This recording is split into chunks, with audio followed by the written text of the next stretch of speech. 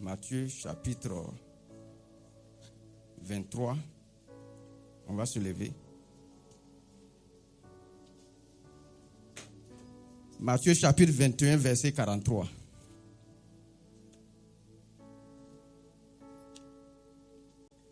Matthieu chapitre 21, verset 43, il est écrit: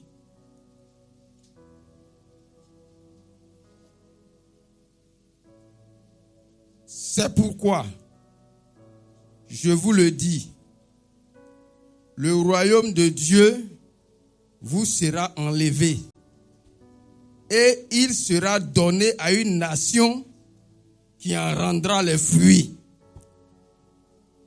Celui qui tombera sur cette pierre s'y brisera et celui sur qui tombera sera écrasé. Après avoir entendu ces paroles, les principaux sacrificateurs, les pharisiens, comprirent que c'était d'eux que Jésus parlait. Et ils cherchaient à se saisir de lui, mais ils craignaient la foule parce qu'elle le tenait pour un prophète. Que Dieu soit béni. On va lire un deuxième passage. Et puis, Matthieu chapitre 6, verset 33. Matthieu chapitre 6, verset 33, il est écrit: cherchez premièrement le royaume et la justice de Dieu, et toutes ces choses vous seront données par-dessus. Que Dieu soit béni. On peut s'asseoir.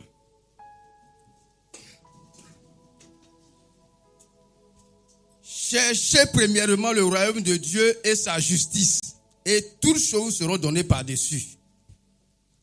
C'est pourquoi le royaume vous sera enlevé et donné à une nation qui en rendra les fruits.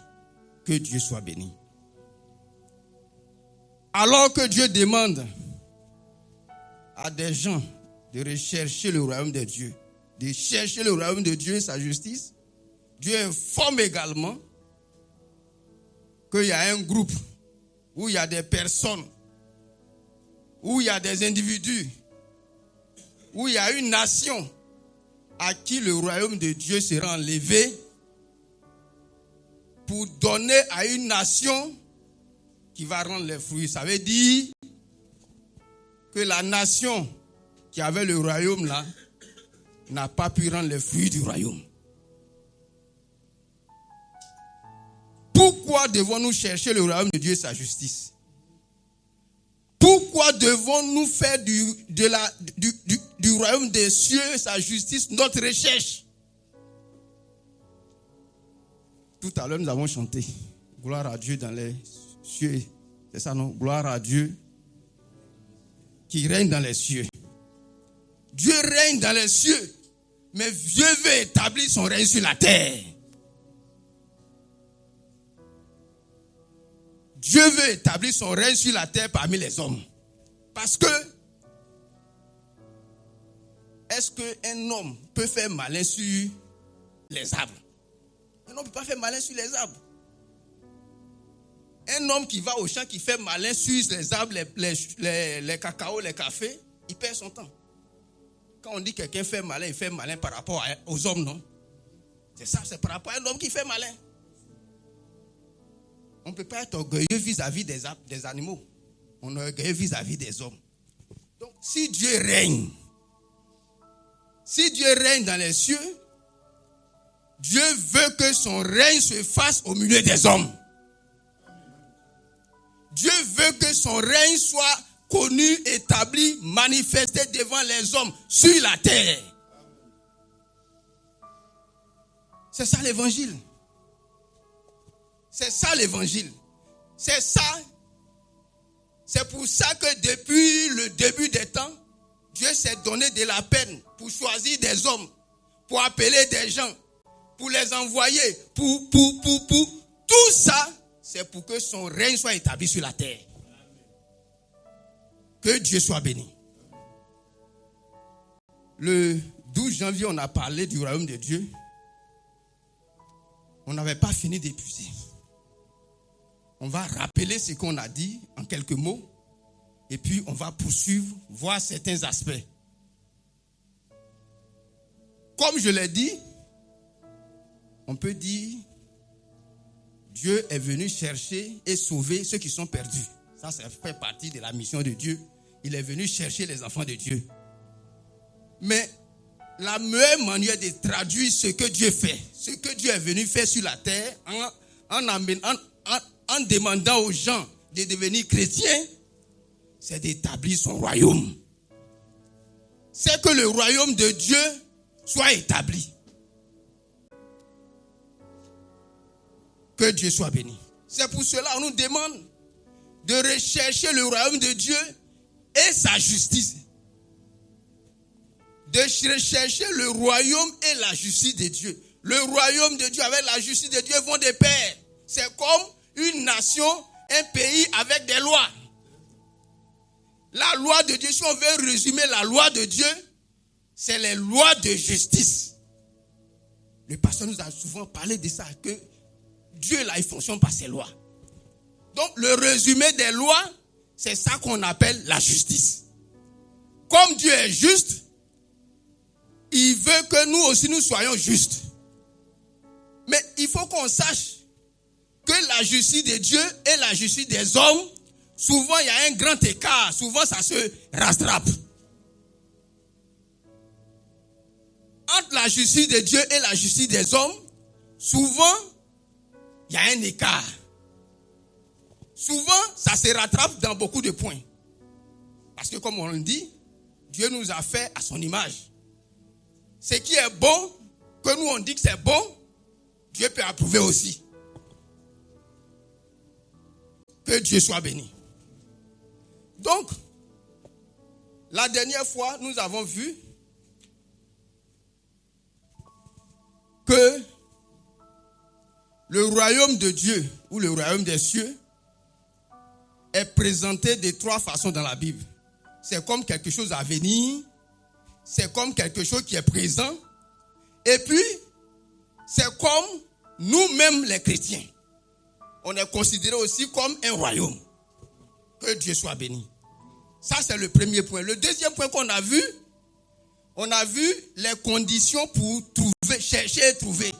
Parce que quand on dit chercher, le royaume et sa justice, ça veut dire, le mot là veut dire trouver. C'est pas pour chercher, c'est pas chercher pour chercher, mais ça veut dire trouver. Comment on doit faire pour trouver? On a énoncé beaucoup de points, mais on va résumer en 3 points. Le premier point, c'est que ceux qui doivent chercher et trouver là, c'est les gens qui sont prêts à se repentir. C'est les gens qui sont prêts à reconnaître leur mauvaise voie et à accepter la nouvelle offre que Dieu leur donne. La nouvelle offre de justice, la nouvelle offre de la manière de devenir juste devant Dieu. Que les gens soient prêts à accepter ça. Donc celui qui n'est pas prêt à se repentir, il est disqualifié. Même s'il fait 30 ans, 40 ans, 50 ans, il est disqualifié. La deuxième chose, c'est de naître de nouveau. C'est de naître de nouveau. C'est vrai que ce n'est pas forcément dans l'ordre. Est-ce qu'on comprend bien?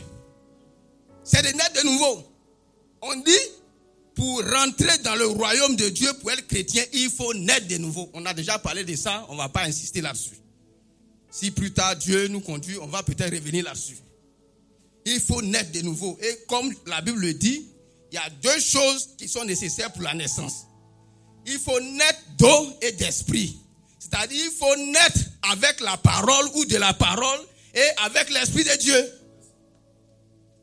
Maintenant, 3e chose, il faut faire la volonté de Dieu. Certainement, cet aspect-là, c'est un présent continu. Ça, c'est quelque chose qui est continu.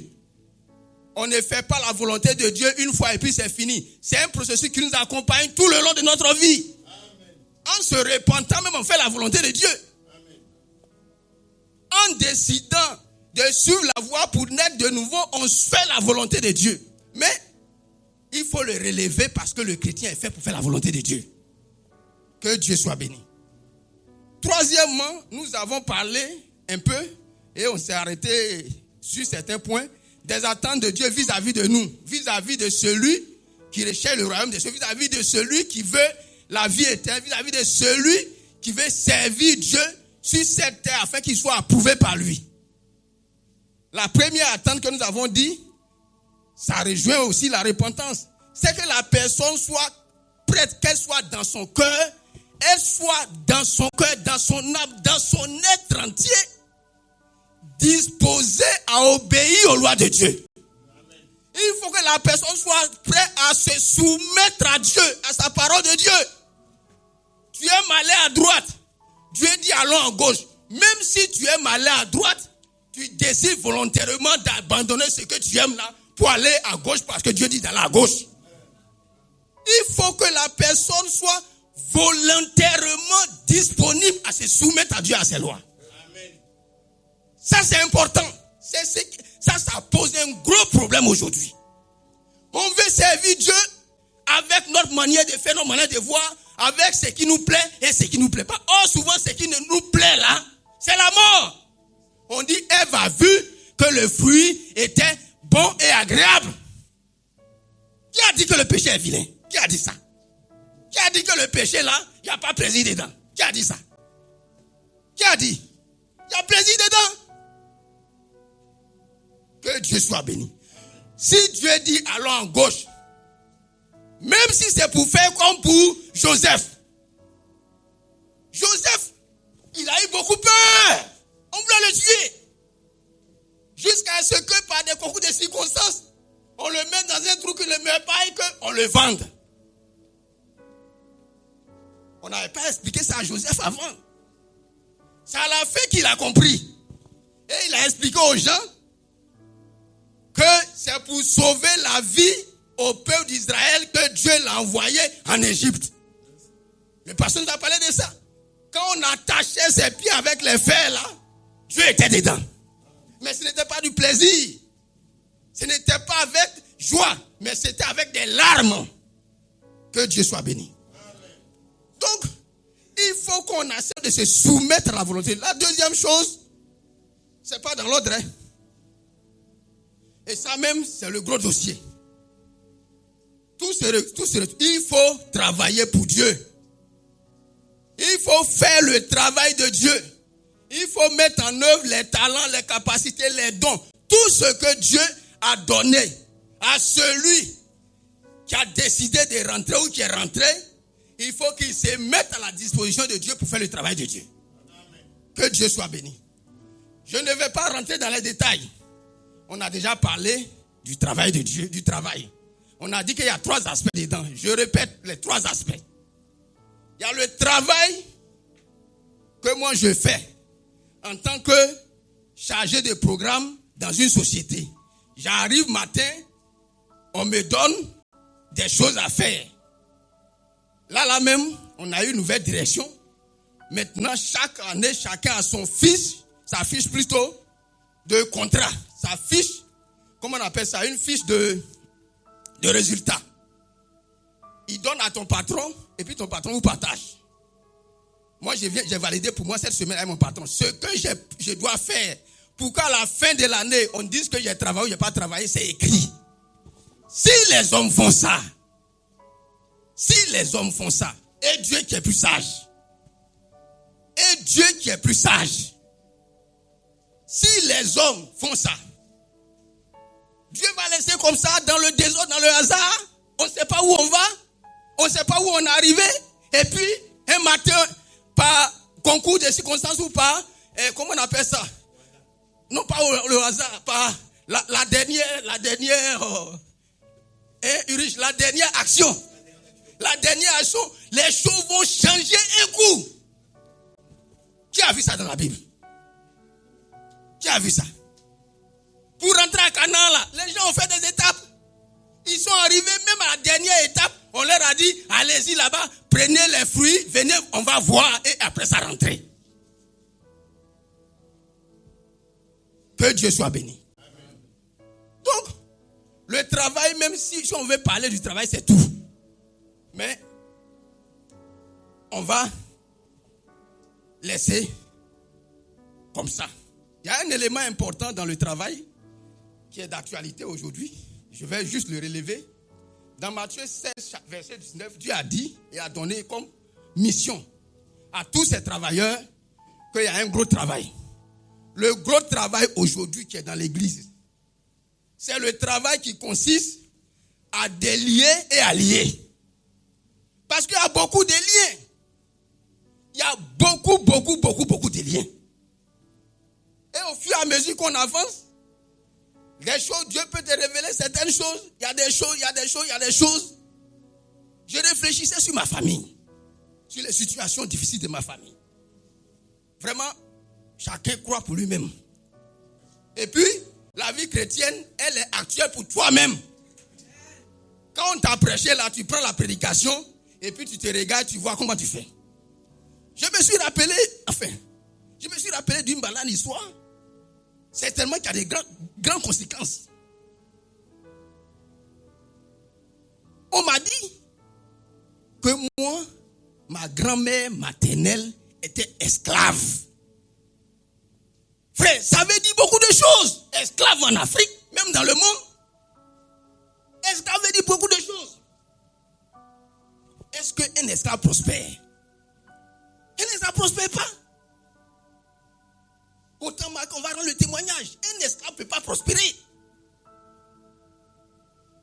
Ma grand, parce qu'on fait, mais c'est pas encore ça. J'étais là dans ma prière, vraiment, frère et soeur. Quand on dit demander à Dieu de dévoiler, de révéler, cette prière-là, ça doit sortir dans notre bouche tous les jours. Dieu est comme ça. Dieu n'a pas expliqué à Abraham que c'est de Sarah qu'il va avoir l'enfant avant un enfant. Il a dit qu'il va avoir un enfant, mais il n'a pas expressé. C'est vrai, c'est sous-entendu. C'était sous-entendu. C'est un enfant quand Sarah a préparé, ils ont mangé. Il dit l'année prochaine, à cette même date, Sarah, ta femme. Sinon, c'est pour ça qu'ils sont rentrés dans le décor. Bref. Donc, Dieu ne peut pas tout nous dire en même temps. C'est pour ça que le royaume des cieux et sa justice qu'on doit rechercher là, vraiment, ça fait partie du dossier. Que Dieu soit béni. Donc, je me suis souvenu que moi, dans ma lignée là, mon papa, sa maman était esclave. Donc, quand mon papa même, il a commencé à travailler, comme il est enfant d'esclave, il était négligé dans la famille. Même pour aller faire sa plantation à Oumé, on ne lui a pas donné l'argent. Ils ont donné beaucoup d'argent aux gens qui étaient les lignées pures de la famille. Lui, il y a un qui allait faire sa plantation à Saint-Franc. Mon papa n'avait pas d'argent. C'est ma maman elle faisait du champ de riz. C'est elle qui a donné l'argent. Et ça, mon papa l'a dit à plusieurs reprises. C'est maman qui a donné l'argent, mon papa, pour aller faire champ. Bon, vous sortez d'une famille d'esclaves. Esclaves ne prospèrent pas. En tout cas, on a décidé que quelqu'un, les esclaves là, ils ne doivent pas s'en sortir. Tu es issu d'une telle famille. Si Dieu ne t'a pas révélé qu'il y a un lien comme ça à briser, mais tu vas tourner en rond. Tu vas tourner en rond. Que Dieu soit béni. C'est juste un exemple. Pour dire que l'un des gros dossiers aujourd'hui, c'est de délier les gens. Que Dieu soit béni.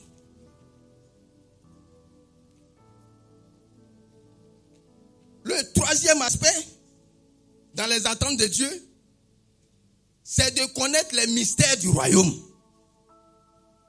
C'est dans plusieurs passages. C'est à vous qui est donné de connaître les mystères du royaume. C'est de connaître les mystères du royaume. Ça veut dire quoi? Il y a les mystères, bien sûr, mais là, les choses que nous devons connaître, les choses élémentaires. Vous savez,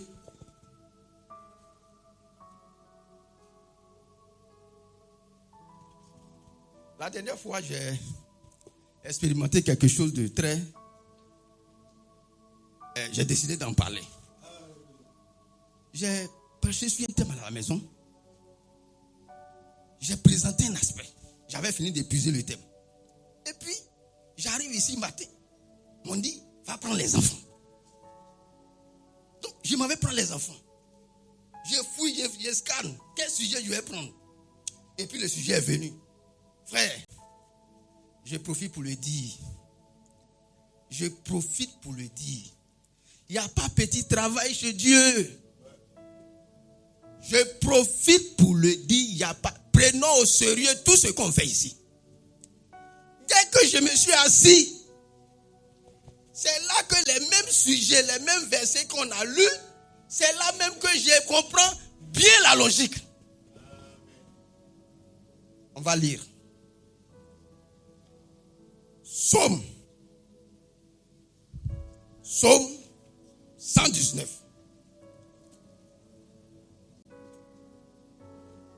Madame Sombo, tu es mon témoin, non? J'avais dit ça, non? Voilà.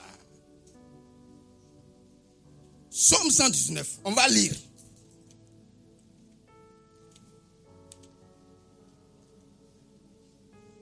Psaume 119. On prend Psaume 119, on va lire 4 ou 5 versets dedans. Psaume 119.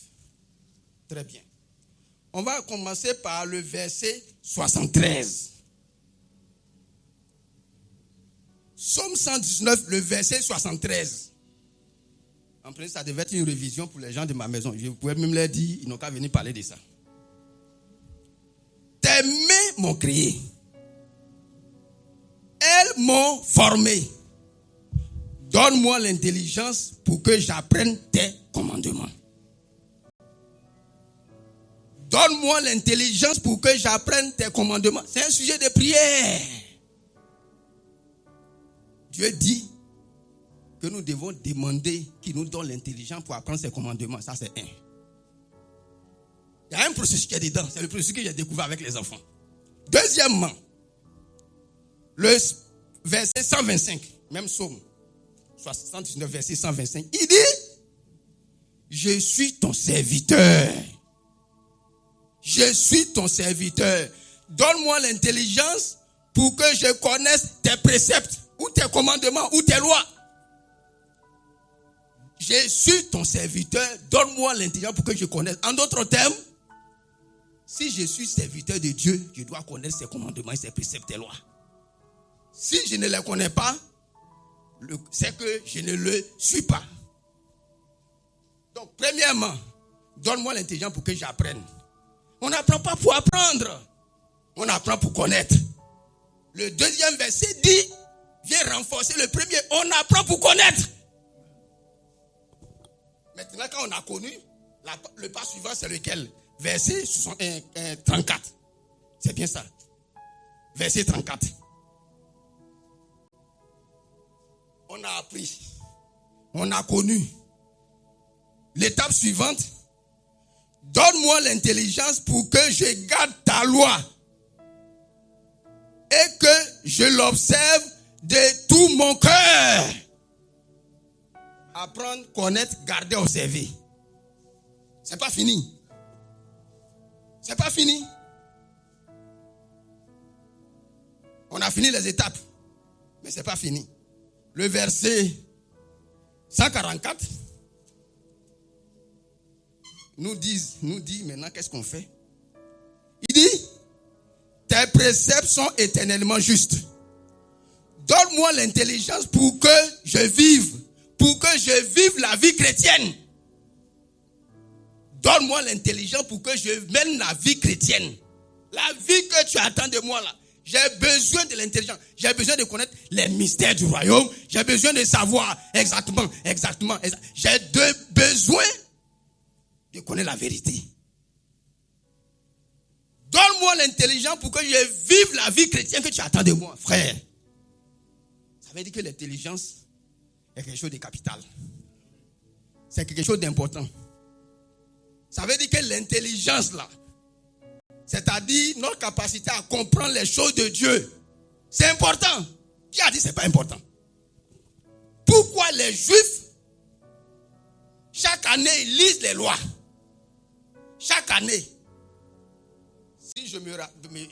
Pendant la période, je crois que c'est pendant la période de Pâques, non, je ne sais plus. Mais pendant une période, on leur lit la loi. Pourquoi? Et régulièrement, on leur lit la loi. Donc, quand on dit ici que chaque frère et chaque soeur doit avoir lu la Bible au moins une fois après 5 ans de conversion, on est en train de dire ce que Dieu veut ou bien ce que Dieu demande. C'est ça qu'on est en train de dire. On n'est pas en train de mettre des fardeaux, mais on est en train de dire ce qui est normal dans la vie de celui qui cherche le royaume ou bien qui est dans le royaume, ce que Dieu attend de lui. Tu sais un Dieu que tu ne connais pas. Que Dieu soit béni. Maintenant, ça c'est le premier aspect pour l'acquisition de la connaissance des choses de Dieu. Le deuxième aspect, on va lire ça dans le même psaume là. C'est le psaume, c'est le verset 130. Il dit, la révélation de tes paroles est claire. Elle donne de l'intelligence aux simples. Donc, souvent l'intelligence là, ou la connaissance, ça acquiert par révélation. Et effectivement, pour Dieu, il y a beaucoup de connaissances qui viennent par révélation. Il y a beaucoup de choses que nous devons savoir par révélation. Son vision, ceci, prophétie, etc., etc. La Bible a parlé dans la Bible d'un prophète. Dans le Nouveau Testament. Il y a un prophète dont on a parlé dans le Nouveau Testament. Il s'appelle Agabus. On a parlé de beaucoup de prophètes. Mais lui, son ministère de prophète a été étayé par 2 exemples dans la Bible. Premier exemple, il a annoncé non pas les sceaux, mais il a annoncé qu'une famine allait survenir. Est-ce que les enfants de Dieu sont demandeurs d'une information sur une famine qui va venir? Oui. Est-ce que nous, aujourd'hui, à l'église de Bassamou en Côte d'Ivoire, on est, comment on appelle ça? C'est nécessaire pour nous que Dieu nous informe si une calamité va venir sur ce pays? Oui. Donc, il a informé les gens d'une famine qui allait venir. Ceux qui ont cru ont pris les dispositions. Et la Bible même nous montre qu'il y a des gens qui n'ont pas pris les dispositions. Que Dieu soit béni. Deuxième révélation qu'il a apportée, ça concernait l'apôtre Paul. Quand il est arrivé à Césarée, ou quelque part en partant à Jérusalem, il est arrivé quelque part, il a pris la ceinture de Pierre, il a attaché, il dit que voilà ce que l'Esprit dit. Cette personne-là, qui a cette ceinture ou bien telle personne, Paul, ils vont le lier à Jérusalem. Voilà les 2 prophéties d'Agabus qu'on a nommé, qu'on a dit prophète dans le Nouveau Testament. Ça, c'est le témoignage de la Bible. Pourquoi on pense que prophète, ça veut dire ouvrir seulement les sceaux? Non, c'est nécessaire. Mais on a besoin des gens qui nous révèlent les choses d'aujourd'hui. Donc, Dieu parle. Dieu nous dit, on doit être intelligent. Par notre processus d'apprentissage, la lecture constante, courante, régulière, permanente de la Bible, des lois de Dieu, mais aussi par révélation. Et même quand tu lis, Dieu te révèle. Quand tu lis, Dieu te révèle. Psaume là, j'ai lu plusieurs fois, je ne peux pas le nombre de fois que j'ai lu ce psaume là. Que Dieu soit béni. Donc, il est important non seulement de connaître les mystères, mais de connaître les lois. De connaître en d'autres termes, de connaître la parole de Dieu. Un chrétien qui ne connaît pas la parole, la Bible dit que c'est quelqu'un qui n'est pas adulte. Il est ballotté. On lui dit, chrétien, met rouge à lèvres, elle est dedans. Chrétien, mais pas, elle est ballottée. Demain, on dit ça, elle est là-bas. Demain, on ne dit pas ça, elle est ici, etc., etc., etc.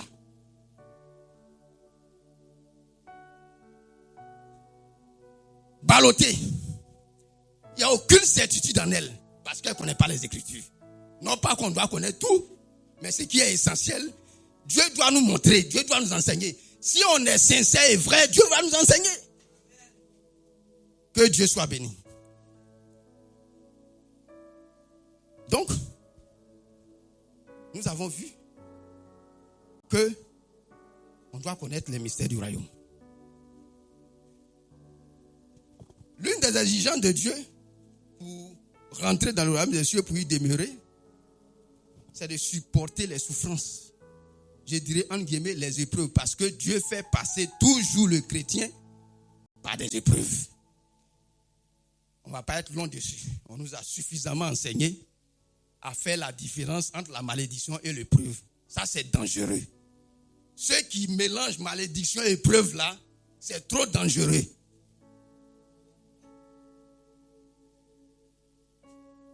Les épreuves existent. Les malédictions aussi existent. Les attaques existent. Mais ici, comme il s'agit de nous amener à posséder le royaume, l'élément qui est mis en avant ici, c'est les épreuves. Les épreuves qui doivent nous permettre d'avancer. Les épreuves qui doivent nous permettre de manifester les fruits. Que Dieu soit béni. On va peut-être lire, parce que la dernière fois on n'a pas vu ça. On va lire quelques passages. 1 Thessaloniciens. 1 Thessaloniciens chapitre 1. 1 Thessaloniciens chapitre 1. Verset 6. Je crois bien.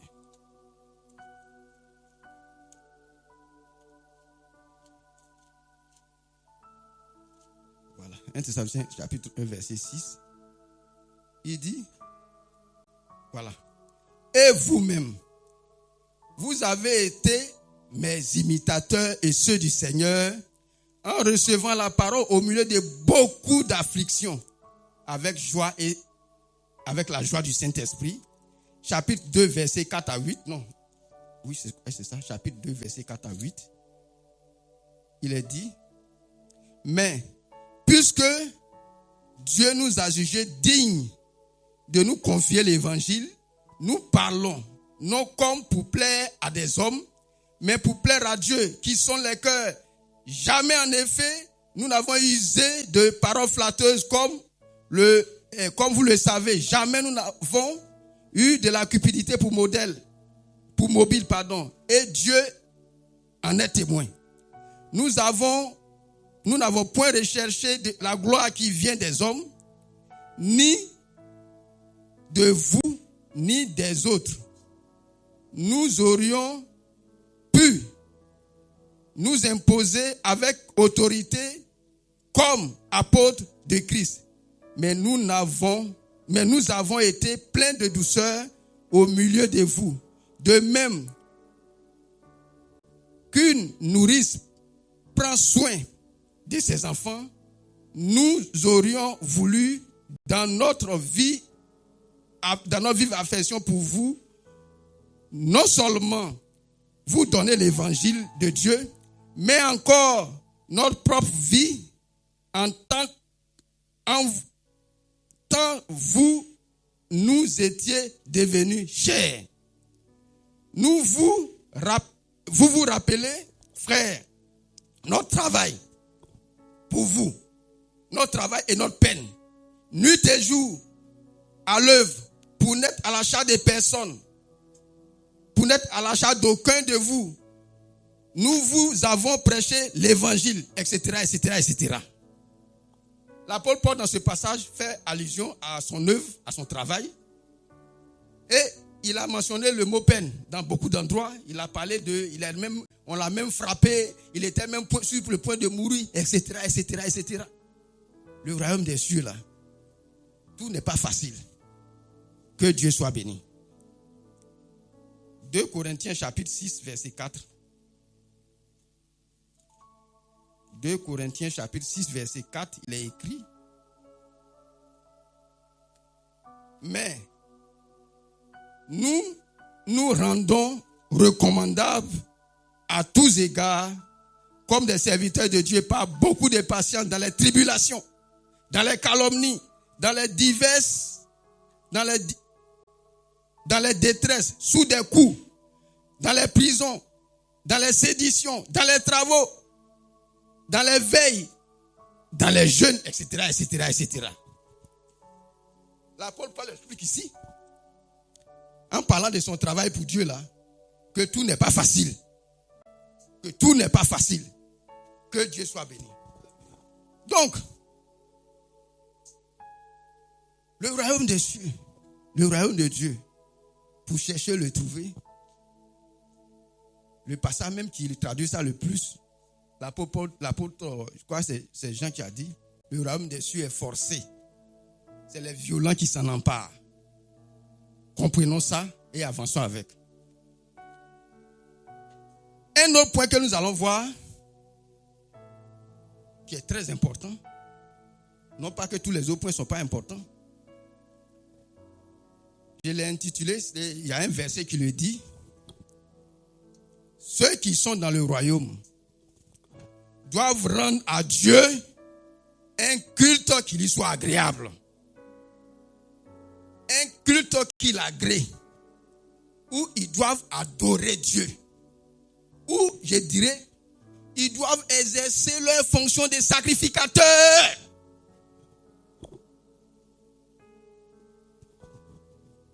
Il faut qu'on sache de la façon dont moi, je suis père, je suis mari, je suis travailleur au FIRCA. Mon patron a des attentes vis-à-vis de moi, mes enfants, ma femme, ma famille. J'ai fait un petit champ. Les ouvriers ont des attentes vis-à-vis de moi. Quand je suis là-bas, c'est une autre personne. Souvent, je suis ici, je prêche. Vous avez des attentes, bien Dieu a des attentes vis-à-vis de moi. Dans la vie chrétienne, là, il y a le chrétien, il a plusieurs fonctions. Enfin, quand il dit plusieurs fonctions, Dieu présente le chrétien plusieurs aspects. Donc, on doit satisfaire aux exigences de chaque aspect. Donc, comprenons que la Bible dit, nous sommes des sacrificateurs. Et donc, cela veut dire que nous devons rendre un culte à Dieu. Quand le peuple est sorti de l'Égypte, il devrait aller adorer Dieu. Vous voyez, quand il partait, le pasteur revient souvent là-dessus. Et quand il partait, Pharaon dit, allez-y, laissez vos biens ici, vos bœufs, tout ça. Oh, c'est avec les bœufs on fait sacrifice. Donc, je nous informe, celui qui veut savoir si en quittant là, j'amplifie ce que le pasteur a dit. Si en quittant là, il a tout pris, il n'a qu'à voir s'il mange mouton pendant la fête. Si c'est mouton tu manges, ou bien qui c'est à Guenvan. Tu vas savoir.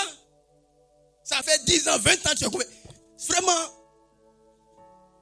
il y a des choses qui... des petites choses. Mais ça, c'est toute une prédication. Hein? De 20 heures. Si tu veux savoir ce qui te manque là, pendant les fêtes là, est-ce que c'est chaussures de 1000 francs que tes enfants portent? Ou bien, est-ce qu'on comprend bien? Si tu veux savoir ce qui te manque, ce que tu donnes à Dieu là, quand on dit, on n'a qu'à faire offrande. Est-ce que c'est billet vert, billet marron, ou bien ce qui est blanc qui fait bruit là? Ou bien c'est des liasses que tu donnes. Quand tu regardes ça, tu sais si il y a une partie qui est encore en Égypte. Frère, cette petite phrase là, ça a déclenché tout un processus en moi. Cette petite phrase là, oui, chacun doit savoir. Si tu n'as pas mouton à manger, c'est que tes moutons sont en Égypte. Si tu ne peux pas offrir mouton à Dieu, c'est que tes moutons, Pharaon a bloqué tes moutons. Il n'y a pas deux manières d'expliquer ça. Parce que la Bible dit, la façon dont l'Égypte a été délivrée de l'Égypte, et puis ils ont servi, c'est comme ça le chrétien. C'est le même processus pour le chrétien pour sa conversion. Que Dieu soit béni. Donc, Dieu exige que nous nous rendons un culte, que nous exerçons notre fonction de sacrificateur. Premier passage, Hébreux chapitre 8, verset 3. Hébreux chapitre 8, verset 3. Il est écrit.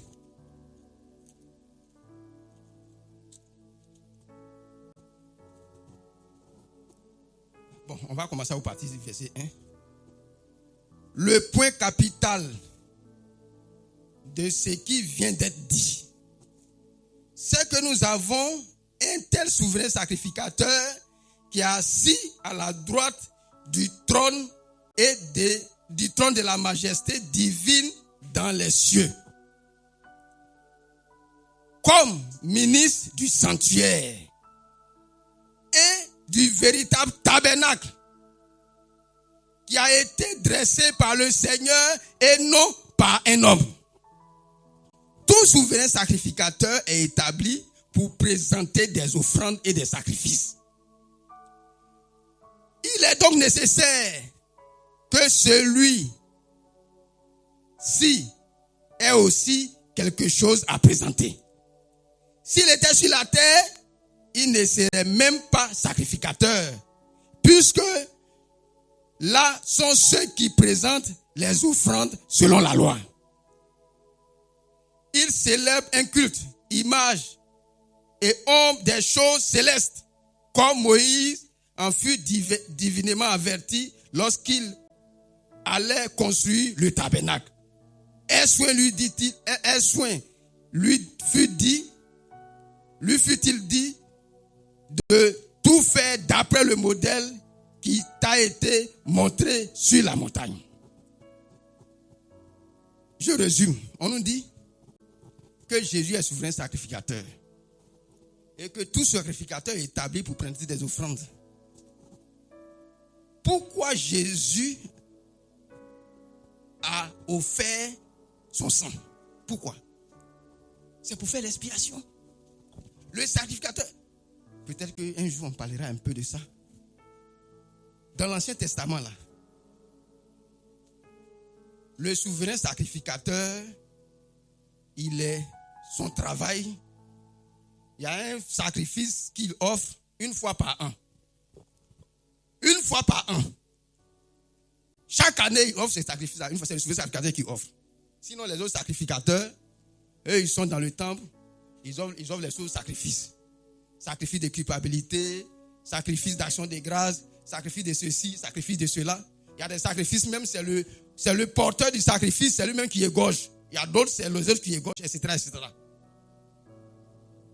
Donc, Jésus, souverain sacrificateur, lui, il a fait son offrande. Et on nous informe que nous sommes sacrificateurs. Lui, il est le souverain. Nos offrandes sont où? Nos offrandes sont où? Il faut que cet aspect-là soit bien compris. En tant que sacrificateur, aujourd'hui, nous avons des offrandes à présenter à Dieu. Une fois j'ai brossé un peu ça, on va insister encore dessus. C'est des choses qu'on connaît. C'est juste pour arranger dans un ordre cohérent par rapport à notre fonction de sacrificateur. C'est tout. Sinon, c'est des choses qu'on connaît.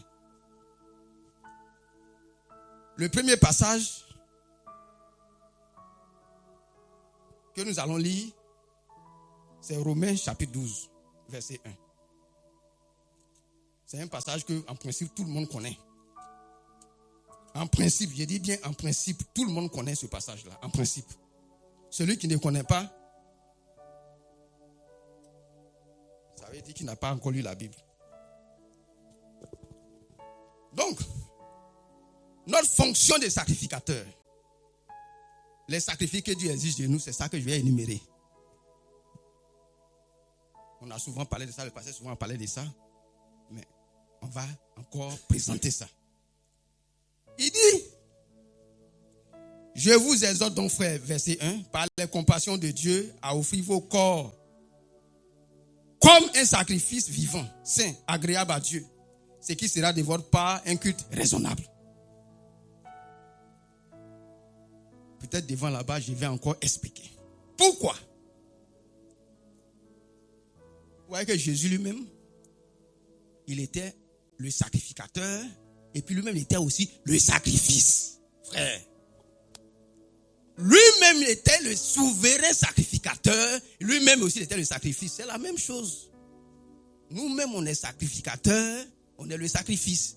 Et le sacrifice que nous offrons à Dieu, pour ne pas dire le premier,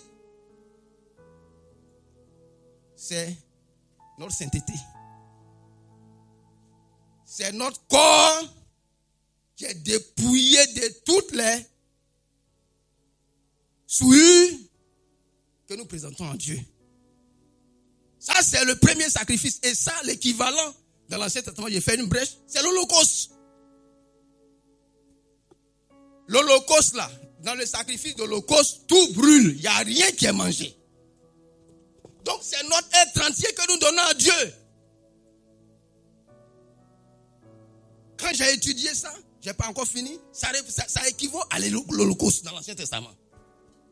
Donc, chaque frère et chaque soeur n'a qu'à savoir que quand Dieu lui dit d'être saint, de marcher dans la sainteté, de ne pas faire les choses qui sont dans les ténèbres, Dieu est en train de lui dire, vraiment, sois sacrificateur, toi-même, sois ton sacrifice. J'ai besoin de toi comme sacrifice. J'ai besoin de toi comme sacrifice parce que tu es sacrificateur. Parce que, comme Jésus lui-même, le souverain sacrificateur, il s'est donné, toi aussi, il faut te donner. Que Dieu soit béni. Amen. Le deuxième élément du sacrifice, c'est dans Hébreux chapitre... Bon, on va lire Hébreux chapitre 12. Non, on va... Hébreux chapitre 13.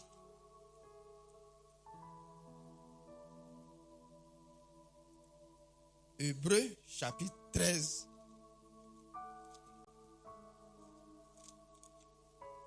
Il est écrit. Versets 15 à 16.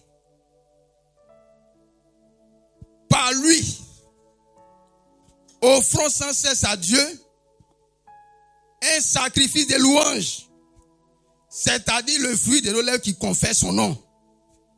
Et n'oubliez pas la bienfaisance et la libéralité, car c'est de tels sacrifices que Dieu prend plaisir. Dieu dit, vous voyez que ce matin on a bien chanté. Dieu dit, Dieu nous informe que la louange là, c'est un sacrifice qui nous demande. Quand nous louons Dieu, nous exerçons notre fonction de sacrificateur. C'est comme quand nous payons les habits pour nos enfants, nous exerçons notre mission de père, c'est ça non? Voilà. 1er janvier, s'ils n'ont pas vu un nouvel habit, ça pose problème. Ça pose problème. Il va te regarder. Hein. Peut-être qu'il va parler, peut-être qu'il ne va pas parler, mais il va te regarder quand même. Est-ce qu'on comprend bien? Si dans la nature des hommes, des choses sont, Dieu qui est sage, Dieu qui a créé le monde, il a disposé aussi les choses. Le 1er janvier, on ne m'appelle pas au flic pour aller faire thème de référence. On ne me juge pas par rapport à thème de référence. On me juge, mes enfants me jugent par rapport à ma fonction de père et à ma fonction de bon mari. Bon, je sais. Voilà, à ma fonction de bon mari. Oui.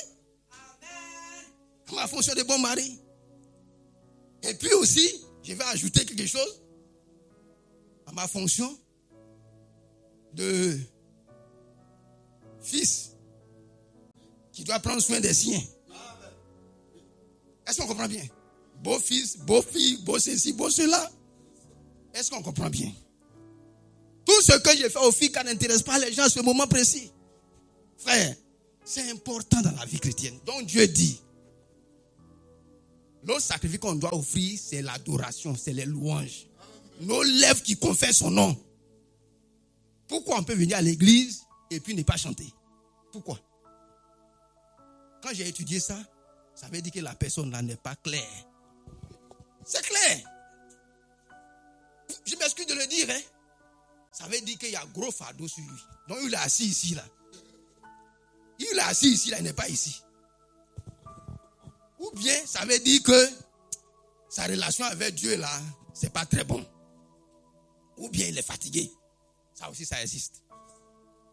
Parce que souvent quand tu es fatigué, tu es épuisé. Voilà. Mais sachant que Dieu dit, quand nous venons dans sa maison, nous devons lui offrir notre sacrifice de louange. Que ce soit ici, à la maison, partout, la louange est un sacrifice que Dieu veut de nous. Pour assurer notre fonction de sacrificateur. Troisièmement, ça est dans l'autre qu'on a lu, la libéralité. Dieu dit c'est un sacrifice. La libéralité, Dieu dit c'est un sacrifice. Pour compléter ça, on va lire Tite, chapitre 3. C'est bien ça. Hein? Tite.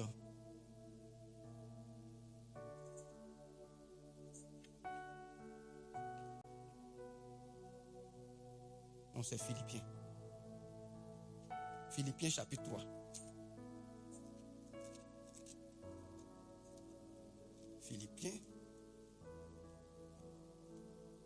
Philippiens chapitre 3, verset 3, on dirait. C'est bien ça? Non?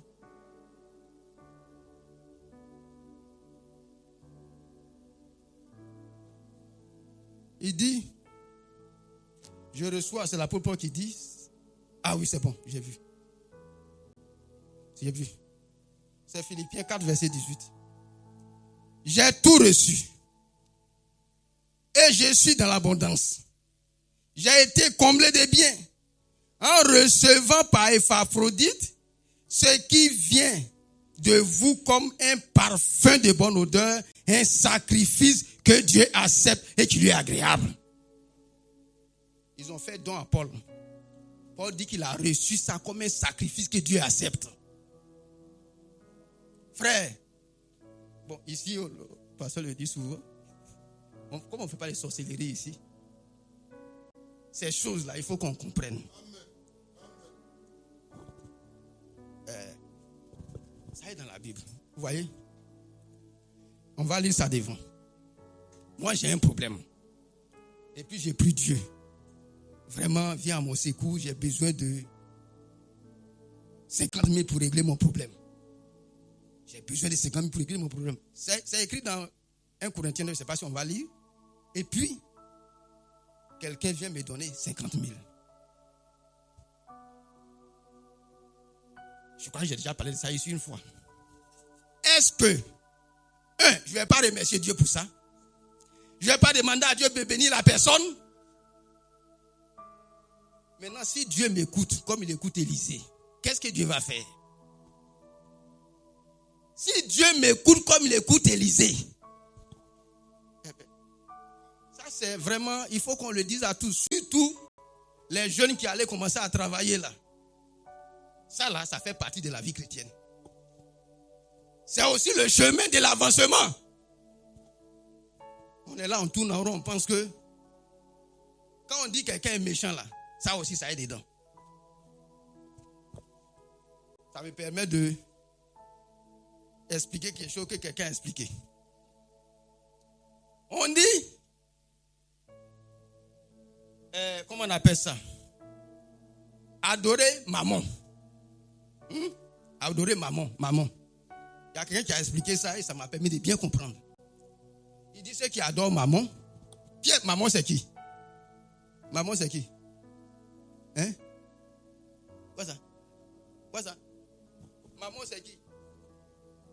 Qui en appelle maman dans la Bible? C'est le Dieu de l'argent. Le Dieu de l'argent. Donc ceux qui adorent maman, c'est ceux qui à la fin du mois, quand ils reçoivent leur virement, la première chose c'est je dois payer ma facture d'eau, mon courant, ma chaussure, mon voyage, mon ceci, mon cela. Bon, à la fin, dîme là, bon, on va voir. Comme c'est chaud là, dîme là, on va voir ça le mois prochain. Je vais payer la chaussure de ma femme. Donc, eux, ils conjuguent ma et mon. Il n'y a pas pour quelqu'un d'autre pour eux. À plus forte raison, Dieu. Oui, il m'a permis de bien comprendre ça. Les chrétiens qui servent maman, là, voilà leur comportement. À la fin du mois, dressez votre bilan financier. Et puis, voyez. Si c'est gros mouton que Dieu a reçu, ou bien si c'est une chèvre chétive. Une chèvre chétive.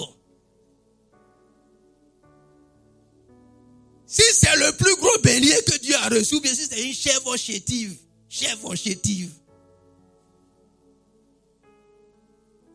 Est-ce qu'on comprend bien?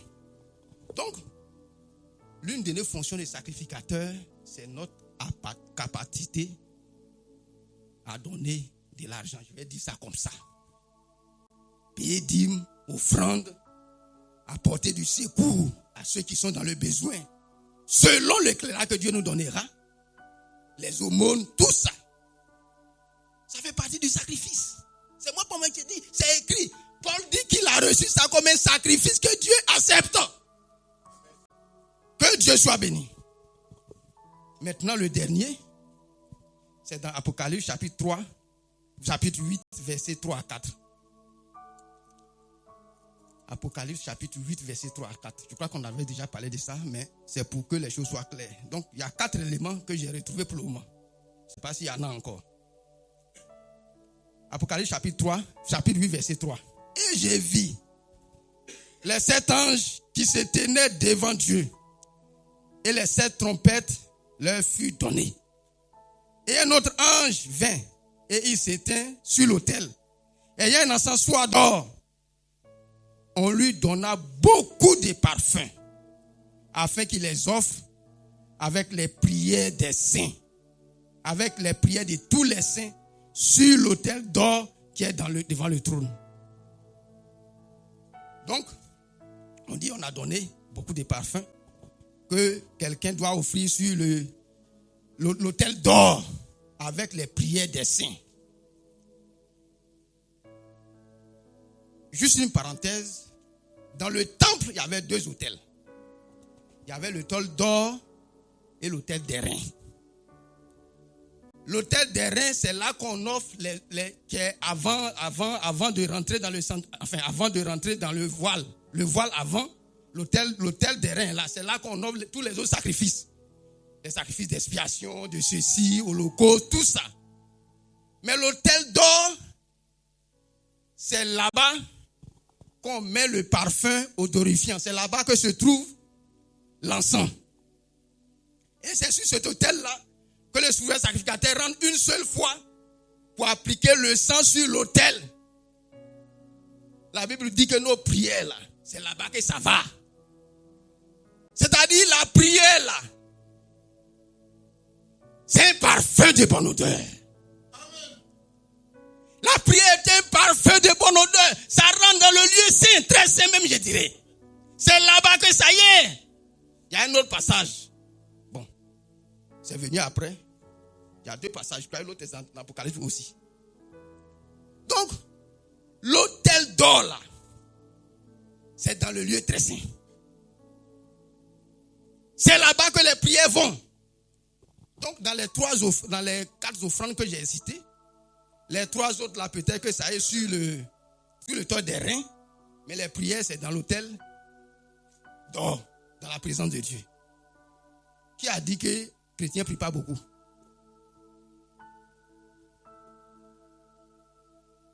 On a pris du parfum, et puis on a pris les prières, on a présenté. Que Dieu soit béni. Les parfums là, dans la Bible, ces parfums là, Dieu a des lois sur les parfums. Il y a des parfums là, un juif n'a pas, puisque c'est les parfums qui sont composés. Dieu a donné l'intelligence aux juifs. Il y a des qui ont eu l'intelligence pour composer ces parfums là. Dieu a dit, il ne faut pas un juif va faire ça pour lui-même. Ça c'est juste une parenthèse. Que Dieu soit béni. Donc je résume. Dans notre fonction de sacrificateur, nous avons 4 sacrifices à offrir. Ça c'est pour le moment, c'est là que je suis arrivé. Peut-être qu'il y a d'autres. Voilà, au moins 4, merci. C'est-à-dire, il y a l'offrande de notre corps, c'est-à-dire notre sainteté. Ça c'est le premier. Quand il dit premier, c'est vraiment la base. Deuxièmement, la louange. Troisièmement, la libéralité, les dîmes, les offrandes, les assistances, etc., etc. Quatrièmement, les prières. Bon, le jeûne peut s'accompagner. J'ai étudié, je n'ai pas encore trouvé l'embranchement. Mais ce que je sais aussi, c'est que le vrai jeûne, Ésaïe 58, le vrai jeûne, on nous dit, détache les liens de la méchanceté. Est-ce que vous voyez? Si ton ennemi a faim, couvre-le. Donne ta subsistance. Ça veut dire que le jeûne retrouve aussi, dans quelques endroits, la libéralité. Ça fait partie des sacrifices. Que Dieu soit béni. Hébreux chapitre 12, verset 28.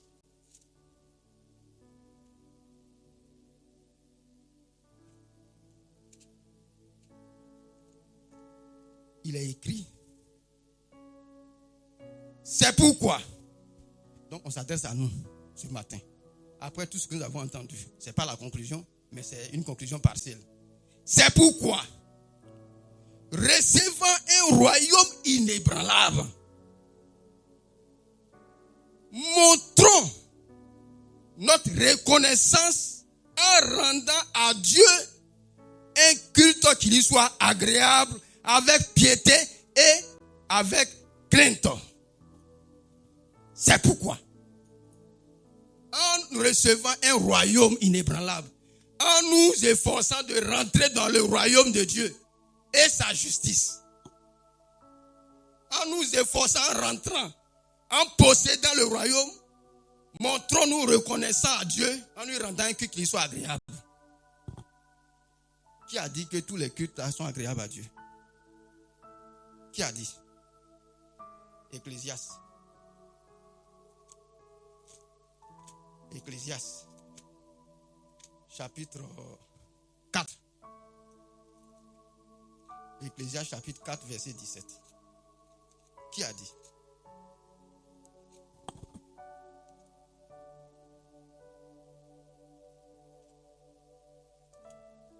Ecclésiaste chapitre 4, verset 17.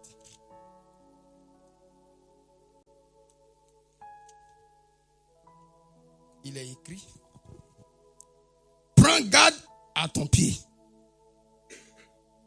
Prends garde à ton pied. On me demande de prendre garde à mon pied. Et riche. La Bible dit: prends garde à ton pied. Lorsque tu entres dans la maison de Dieu, on peut dire quand tu rentres dans l'église.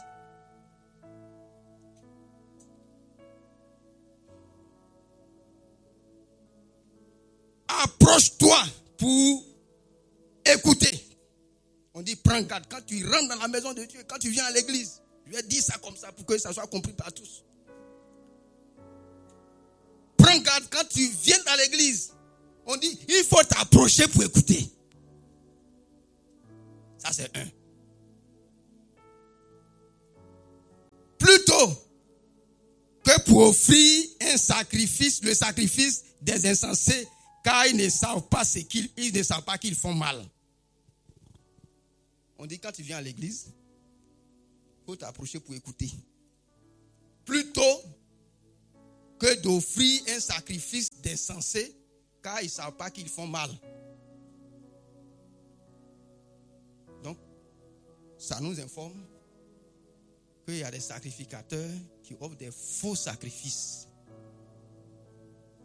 Il faut qu'on soit sûr du sacrifice que nous offrons. Et la meilleure manière, appliquons les 4 éléments là. Donc, il y a des sacrifices d'insensés. Donc, Dieu nous dit on n'a qu'à prendre garde. Ça veut dire que la possibilité d'offrir des sacrifices insensés, elle existe. Que Dieu soit béni. L'Ancien Testament nous dit qu'il y a des gens qui donnent des bêtes chétives. C'est ça. Dieu dit, prends, donne à ton gouverneur, tu vas voir s'il va bien te regarder. Que Dieu soit béni.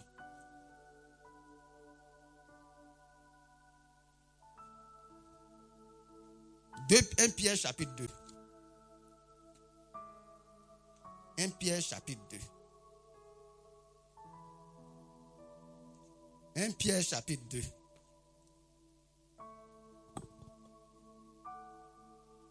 Verset 4. Approchez-vous de lui, pierre vivante, rejetée par les hommes, mais choisie et précieuse devant Dieu. Et vous-même, comme des pierres vivantes, édifiez-vous pour former une maison spirituelle, un saint sacerdoce, afin d'offrir des victimes spirituelles agréables à Dieu par Jésus-Christ. On a déjà parlé de ça, mais ce passage-là nous montre que ça explique encore. Ça nous montre notre rôle de sacrificateur. On dit, nous devons nous édifier pour être une maison, une habitation de Dieu. Pour faire quoi? Pour offrir des sacrifices agréables à Dieu. Pour exercer notre fonction de sacrificateur. En d'autres termes. Vous voyez? La Bible dit, comme tu vois, Dieu prend des exemples. Est-ce qu'on habite une maison inachevée? Normalement. On n'habite pas une maison inachevée. C'est une maison achevée qu'on habite. C'est vrai que le niveau d'achèvement peut être à plusieurs niveaux. Mais c'est une maison achevée qu'on habite. Si c'est une maison achevée qu'on habite, et que c'est là qu'on doit offrir des sacrifices, d'ailleurs même les gens le plus probants, est-ce que quelqu'un qui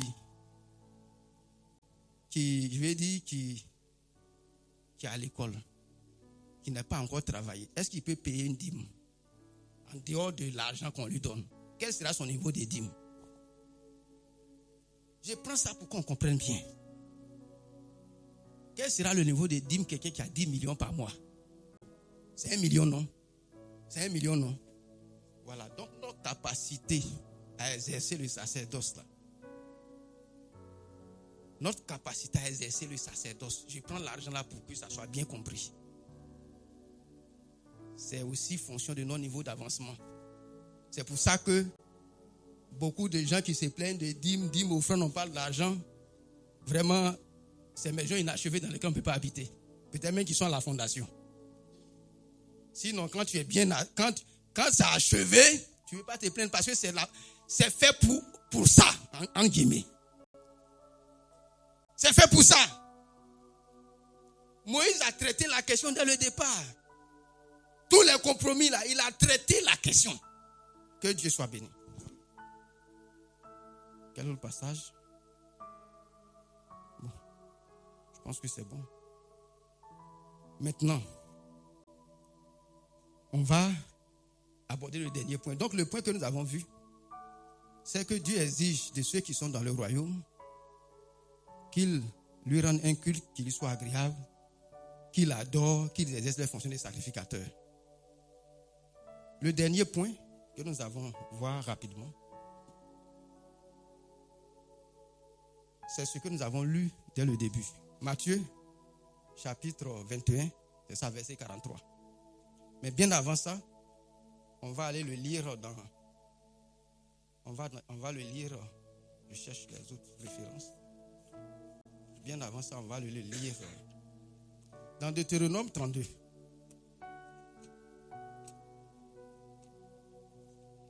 Deutéronome 32, verset 21. Deutéronome 32, verset 21 dit: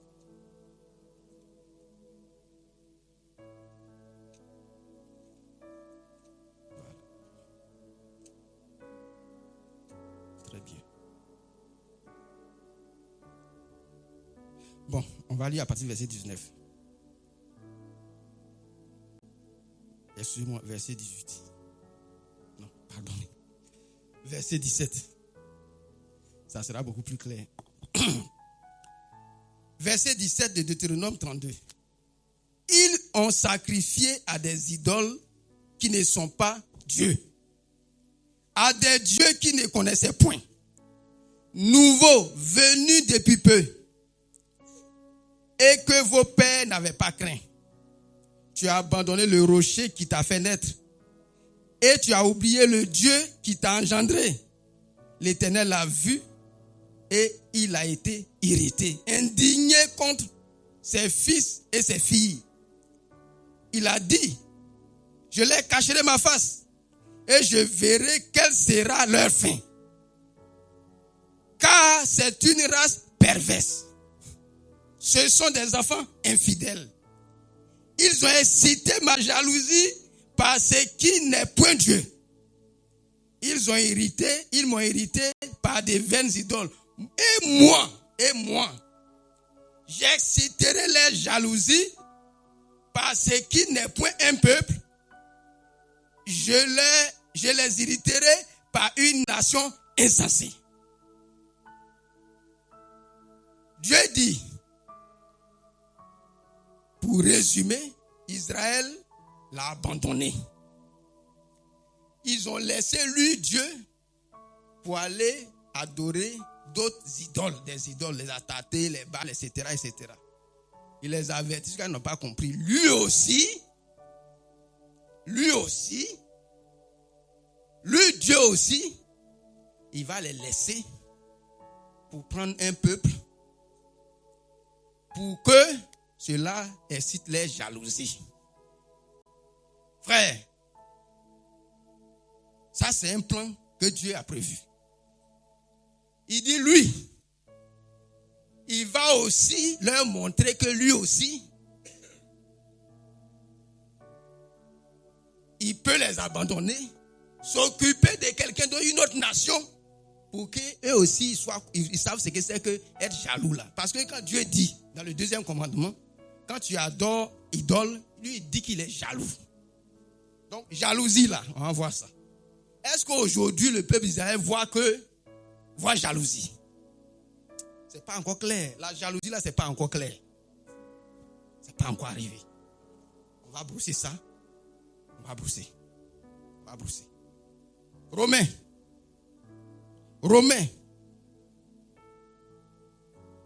Chapitre 10, verset 19. Romains chapitre 10, verset 19.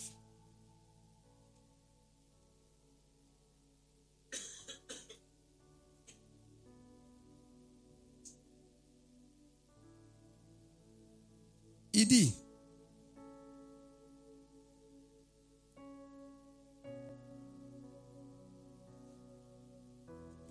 d'accord, verset 19.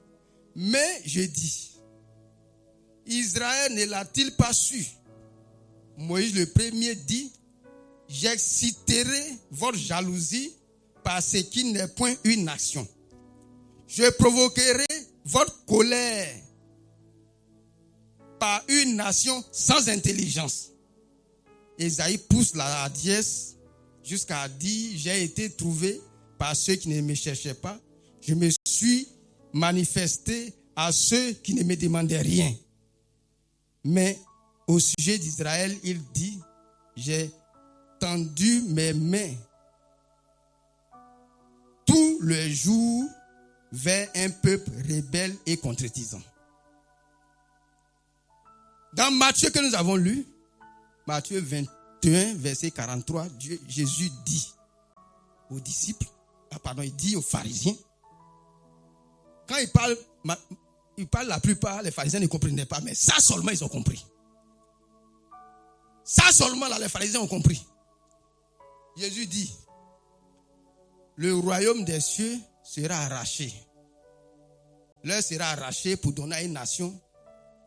Pourquoi? Pour rendre les fruits. Ça veut dire que eux n'ont pas été capables de rendre les fruits. Donc, je vais dire, si je dois donner un sujet sur ce que nous avons dit, nous n'avons pas le choix que de rendre les fruits du royaume.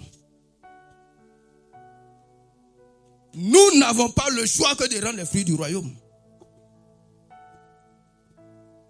Ce passage-là, ça se comprend en deux niveaux. Je vais juste le dire comme ça.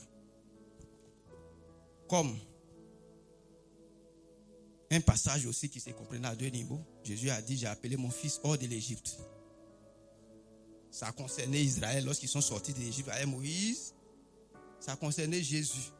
Lorsque ses parents l'ont envoyé à l'Égypte, qu'il est sorti de l'Égypte. Ce passage-là, ça concerne d'abord la chrétienté, le christianisme en général. Mais en particulier, ça concerne une nation que Dieu doit utiliser pour exciter la jalousie d'Israël. J'en parlais un jour avec quelqu'un, il dit non, c'est pas ça. J'ai dit, mais la Bible dit qu'il va donner à une nation. Si c'est effectivement à une nation que Dieu donne, comment on allait écrire ça? C'est ce qui est écrit là. Si c'est à une nation parmi toutes les nations, si Dieu doit faire quelque chose de spécial avec une nation parmi toutes les nations, comment Dieu allait écrire ça? C'est la même chose là. Donc c'est de ça que nous parlons. Dieu veut une nation qui rend les fruits du royaume. Dieu veut une nation qui rend les fruits du royaume. Il y a la globalité, mais il y a le particulier.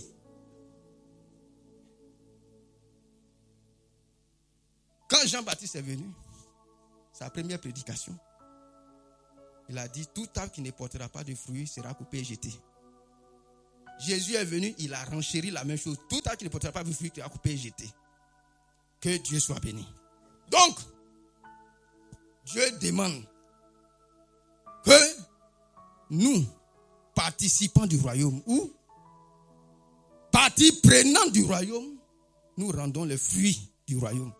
Parce que par nos fruits, par les fruits là, il a prévu exciter la jalousie d'Israël. Il a prévu par les fruits que le royaume va rendre exciter la jalousie d'Israël. Que chacun comprenne ça, que nous comprenions ça. Pour le moment, ce n'est pas encore clair. Ça sera clair demain. C'est-à-dire que Dieu va se révéler à une nation, ou, pour parler comme les autres, à toutes les nations, de sorte à ce que Israël va voir comment Dieu traite avec les gens là, comment Dieu peut se déployer avec une nation. Alors ils vont comprendre que le Dieu qu'ils ont rejeté, le Jésus qu'ils ont rejeté, bon, c'est comme ça il est. Ça fait partie du processus de Dieu, ça fait partie des événements des temps de la fin. Que Dieu soit béni. Pour conclure, on va résumer sur les types de fruits. On a déjà parlé ici de comment faire pour porter les fruits. On ne va pas revenir dessus. On va juste rappeler les types de fruits que nous devons porter. Le premier fruit, le premier type de fruit, ou le premier groupe de fruits, ou œuvres, ça dépend. C'est dans ce qui est écrit dans Galates. Ce qu'on appelle le fruit de l'esprit. Quand on lit bien, peut-être qu'on va lire Galates chapitre 5, verset 22. Galates chapitre 5, verset 22.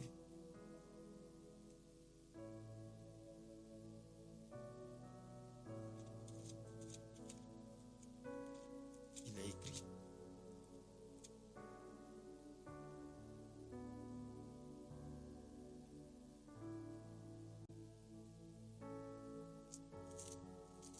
Galates 5, verset 22.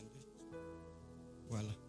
Mais le fruit de l'esprit, c'est l'amour, c'est la joie, la paix, la patience, la bonté, la bienveillance, la foi, la douceur, la maîtrise de soi. On voit que ces éléments-là, ça s'apparence à des traits de caractère. Pour la plupart, c'est des traits de caractère. Frère, Dieu exige de nous un changement dans le caractère. Ça fait partie des fruits que Dieu attend. Un changement dans le caractère. Deuxième aspect, le comportement. Romains chapitre 6, verset 22. Si on veut résumer, quand on dit fruit, ce à quoi ça fait allusion. Romains chapitre 6, verset 22, il est écrit: maintenant étant affranchi du péché et devenu esclave de Dieu, vous avez pour fruit la sainteté et pour fin la vie éternelle. Vous avez pour fruit la sainteté. La sainteté, c'est un comportement. C'est un comportement. Ça s'apprend à un comportement, une attitude. Est-ce qu'on comprend bien? Troisièmement, on a lu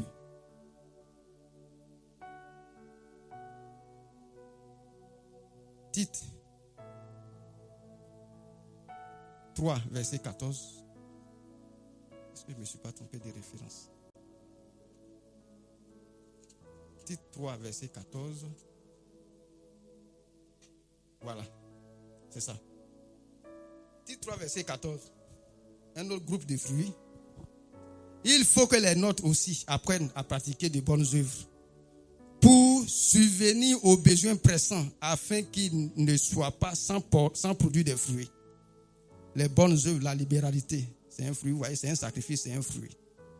C'est à la fin un sacrifice, c'est un fruit que Dieu attend. Maintenant, le dernier, je crois bien le dernier, c'est ce que nous avons lu dans Hébreu. La louange, c'est un fruit. Le fruit de nos lèvres qui confesse son nom. Que Dieu soit béni. Maintenant, il y a le dernier fruit. Je crois que c'est dans Matthieu. Excusez-moi, je vais retrouver. J'ai écrit le dernier. Je ne retrouve pas. Jésus a dit, Allez-y, annoncez que le royaume est proche. Le royaume de Dieu est proche. Guérissez les malades, chassez les démons, etc., etc., etc. Jésus dit, en annonçant que le royaume de Dieu est proche, guérissez les malades, chassez les démons, faites du bien. Je crois que c'est dans Matthieu. Donc,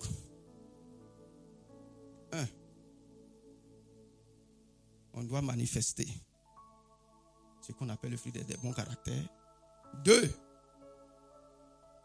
on doit manifester de la sainteté. 3, de la libéralité. 4, la louange. 5, et ça c'est le gros dossier de fruits que Dieu attend aujourd'hui. C'est que le royaume des cieux soit annoncé avec toute la puissance qui va avec. Comment? Matthieu 10, c'est ça. Donc on va lire ça. J'avais noté quelque part, mais je retrouve. Matthieu 10. Matthieu chapitre 10, verset 8. D'accord. Il dit, verset 7, il dit, allez, prêchez et dites, le royaume des cieux est proche. Guérissez les malades, ressuscitez les morts, purifiez les lépreux, chassez les démons. Vous avez reçu gratuitement, donné gratuitement. Dieu nous missionne de prêcher le royaume des cieux. Non pas seulement en nous appuyant sur la sagesse, mais par une démonstration de puissance. Donc c'est un des gros fruits que Dieu attend de nous. Que le nom de Dieu soit béni. Et que Dieu nous donne vraiment toutes les capacités nécessaires pour que, étant du royaume de Dieu, nous puissions porter tous les fruits que Dieu attend de nous. 1. Deuxièmement, pour dire, nous devons exercer toutes les fonctions que Dieu attend de nous. Nous devons satisfaire à toutes les exigences que Dieu exige de nous pour que notre pleine participation au royaume de Dieu soit assurée. Parce que Dieu cherche sur la terre des gens qui lui rendent un culte auquel il prend plaisir. Que son nom soit béni.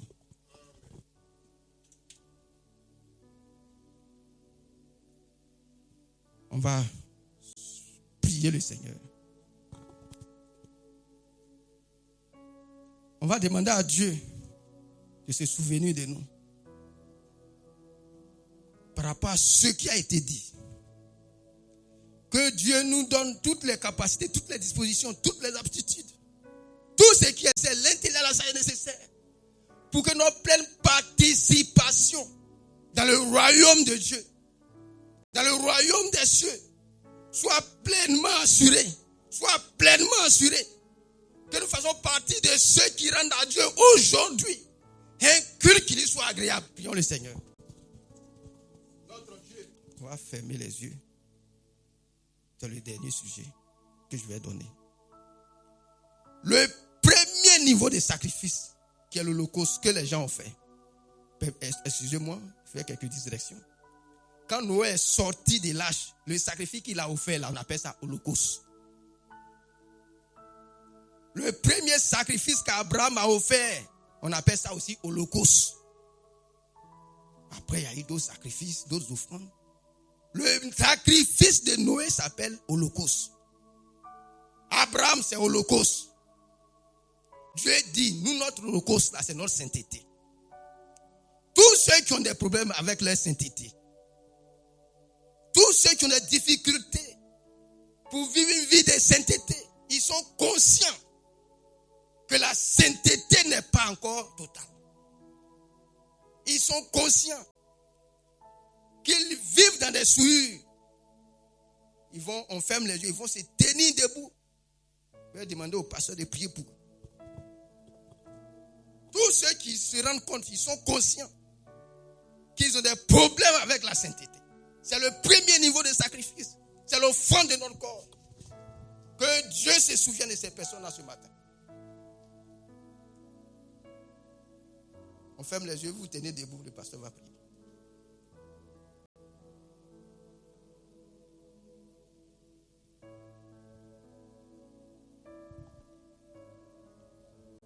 Seigneur, nous te remercions pour tout. Nous remettons tes mains. Toutes les personnes sont levées afin que tu te souviennes d'eux et que tu les visites par ton esprit afin qu'ils soient délivrés de tous les liens qui les empêchent de marcher dans la sainteté. Au nom puissant de Jésus-Christ, pardonne tout péché, de l'ordre soit mis et que ton nom soit glorifié dans leur vie. Nous détruisons tous les fondements des attaques qui sont derrière eux pour les empêcher de vivre dans la sainteté. Que de l'ordre soit mis dans leur vie. Que même ils soient engagés. Ils abandonnent ce qui est faux pour marcher dans la sainteté. Au nom puissant de Jésus, nous avons prié. Amen. Amen. On prie le Seigneur toujours dans les yeux fermés. On va prier le Seigneur. Que le Seigneur remplisse son église, sa crainte, sa sainteté, son amour. Prions ensemble le Seigneur. Dans nos activités. Prions le Seigneur qui nous remplisse sa crainte, sa sainteté, son amour.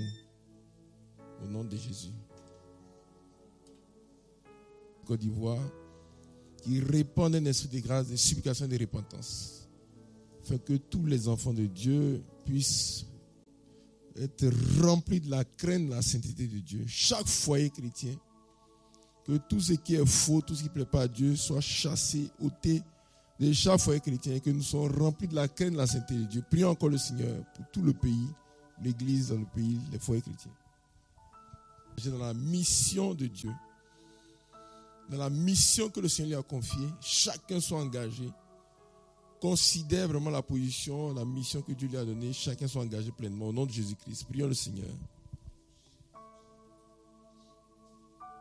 Ce qui est péché caché, tout ce qui est hypocrisie, tout ce qui est péché chronique, que cela soit dévoilé et ôté de la vie de l'Église, au nom puissant de Jésus-Christ. Prions le Seigneur.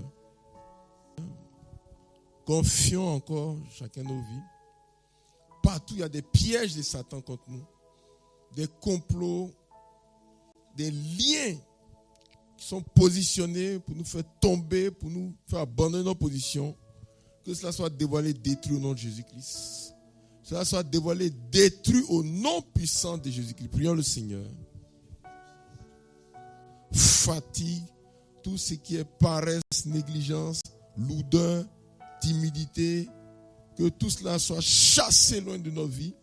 Tous les fondements de ces choses-là soient chassés loin de nous, soient détruits au nom de Jésus, que nous puissions nous réveiller dans le travail, dans le zèle pour Dieu. Prions le Seigneur.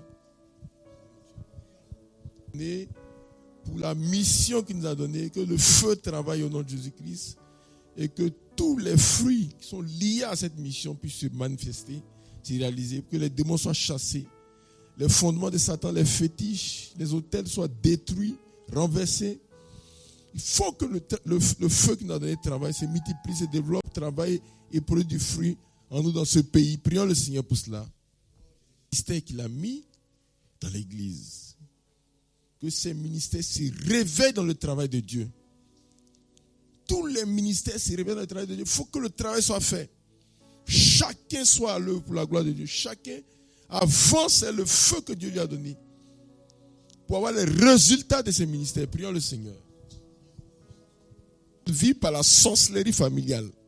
Tout ce qui a été sémé dans notre vie par les malédictions de famille, les liens de famille, que tout cela soit dévoilé, détruit au nom de Jésus-Christ. Tout ce qui a été sémé dans notre vie par la sorcellerie familiale, par les malédictions de famille, les liens de famille, que tout soit dévoilé et détruit au nom de Jésus-Christ. Prions le Seigneur. La sagesse, l'intelligence et le discernement, pour que nous puissions affronter et dominer toute situation dans le combat, dans la vie, dans la marche, dans la réalisation de la mission, que nous puissions affronter et dominer toute situation qui se présente devant nous. Prions le Seigneur. Philippe va prier aussi pour nous au nom de Jésus-Christ. Dernier Dieu Tout-Puissant, nous bénissons encore ton nom ce matin pour tous tes bienfaits. Alors que tu as parlé ce matin sur beaucoup de sujets, nous voulons te dire merci. Et donne à chacun d'entre nous, Seigneur notre Dieu, de s'engager pour toi. Donne à chacun d'entre nous, Seigneur notre Dieu, de te connaître véritablement, de marcher en fonction de tes préceptes, en fonction de ta parole, Seigneur Tout-Puissant. Fais-nous grâce. Père, notre Dieu, notre Roi, nous voulons, Seigneur, te plaire. Nous voulons marcher, ô Père Céleste, comme ta parole nous recommande. Et nous avons besoin, Seigneur Tout-Puissant, de toi. Nous avons besoin de ta puissante main dans nos vies, Seigneur notre Dieu. Partout, Seigneur, nous ne sommes pas encore délivrés. Délivre chacun, délivre ton peuple, que ton peuple soit délivré. Que ton peuple, Seigneur Tout-Puissant, avance avec toi dans la victoire. Notre Dieu, notre Roi. Nous bénissons encore ton nom pour tout. Et te disons merci pour ton serviteur que toi-même, oh, tu as utilisé ce matin pour nous bénir. Bénis sa maison, bénis encore son ministère et bénis encore toutes choses. Partout, Seigneur Tout-Puissant, la délivrance n'est pas encore totale dans sa vie, Seigneur Tout-Puissant, que la délivrance soit totale. Dans sa maison, dans la vie de ses enfants, sa femme, au nom puissant de Jésus-Christ. Merci encore pour ton peuple, au nom de Jésus. Amen.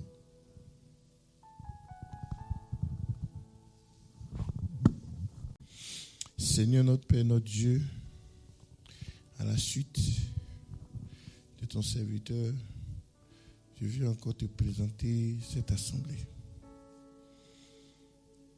Donne-nous vraiment de produire des fruits qui vont faire avancer ton royaume sur cette terre, qui vont permettre d'établir pleinement ton royaume sur cette terre.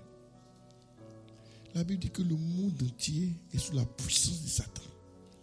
Mais cette puissance doit être brisée par les fruits que nous allons produire pour que ton royaume avance et que le monde entier tombe sous ton règne. Seigneur, aide-nous. Il ne faut pas que nous soyons paresseux dans cette affaire. Donne-nous la force, donne-nous le courage de nous lever, de prier, de nous engager, de nous consacrer, de vivre la sainteté, la sanctification et de porter des fruits qui vont faire avancer ton royaume. Tu nous as dit que la zone qui part de Gonzague jusqu'à la frontière de Noé, tu donnes cette zone en nous.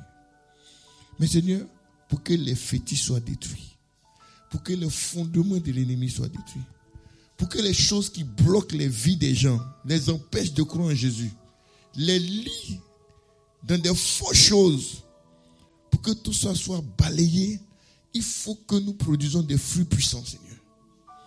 Des fruits qui mènent à la délivrance.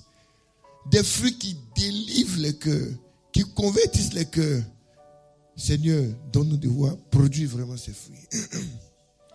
Partout où l'ennemi a réussi à nous atteindre, pour bloquer la production des fruits en nous. Partout où la sorcellerie a réussi à lier quelque chose en nous. Que ton feu nous libère au nom puissant de Jésus-Christ. Que nous soyons à l'œuvre. Chaque famille dans cette église, chaque foyer, chaque groupe, les jeunes, les plus âgés, les enfants, que tout le monde soit au travail. Que tout le monde porte et produise les fruits, Seigneur. Seigneur, utilise-nous vraiment comme des instruments puissants de tes mains pour que ton royaume avance sur cette terre dans le nom puissant de Jésus. Et ton serviteur qui nous a parlé, lui aussi, sa famille, ses enfants, Satan les regarde comme ça parce qu'il n'est pas content. Pourquoi lui il enseigne aux gens qui doivent produire des fruits pour que le royaume de Dieu avance? Nous détruisons toutes les réprimandes de Satan contre lui et sa famille dans le nom puissant de Jésus. Que ta bénédiction soit abondante sur sa vie et sur la vie de sa famille. Merci Seigneur pour ta grâce. Merci parce que le feu se réveille en chacun de nous. Dans chaque foyer, dans chaque famille, dans chaque maison. Le feu se réveille sur tous les plans. Et les fruits que tu attends de nous pour que ton royaume avance sont pleinement en production dans le nom puissant de Jésus. Amen. Seigneur, merci pour tout. Nous remettons en tes mains ton église, chacun d'entre nous. Remplis-nous de ta crainte, remplis-nous de ta sainteté. Remplis-nous d'un esprit de repentance. Que tout le monde mette de l'ordre dans sa vie.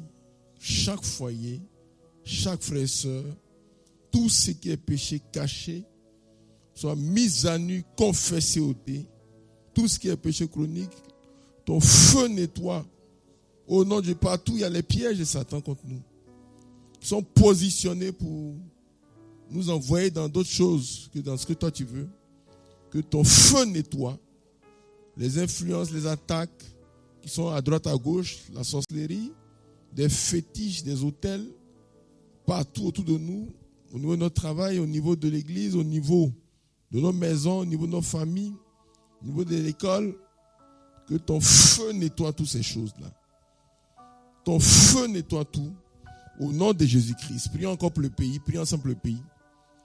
Le Seigneur tente sa main de délivrance ce pays.